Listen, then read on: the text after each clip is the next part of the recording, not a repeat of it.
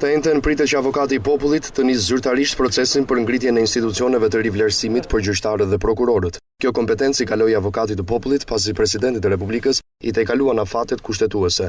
Hapi i parë i kësaj procedure është kërkesa publike dhe administrimi i kandidatëve për komisionin e pavarur të kualifikimit dhe kolegjin e apelimit. Nëse gjithçka do shkojë siç duhet në përgatitjet tona, nesër në mëngjes ndoshta do të jetë dita e parë shpalljes publike për kandidaturat që duan të marrin pjesë dhe të konkurrojnë për organet e vetingut.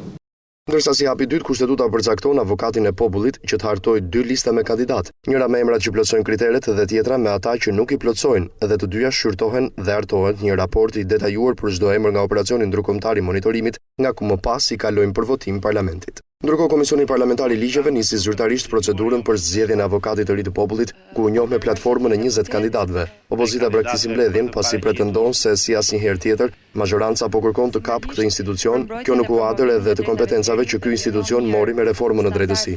Atë që të cedoi Edi Rama në 22 korrik, duke i kaluar disa kompetenca avokatit të popullit, e rëmben tani duke e zhndruar institucionin e avokatit të popullit dhe vetë avokatin e popullit në një kukull të radhës.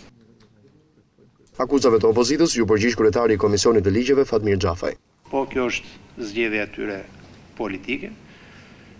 Avokati i popullit zgjidhet nga Kuvendi i Shqipërisë, zgjidhet me 84 vota dhe çdo kandidaturë që mund të votohet kërkon minimumi mbështetjen e 28 deputetëve. Mes 20 kandidatëve për avokat të popullit, kandidon ish kryetari e Komisionit Qendror të Zgjedhjeve Leferi Luzi, sekretari i përgjithshëm i Ministrisë së Brendshme Genc Gjonçaj dhe Igli Todozani që kërkon një mandat të dytë në krye të këtij institucioni. Atyre 5 vjet të arshëm, avokati i popullit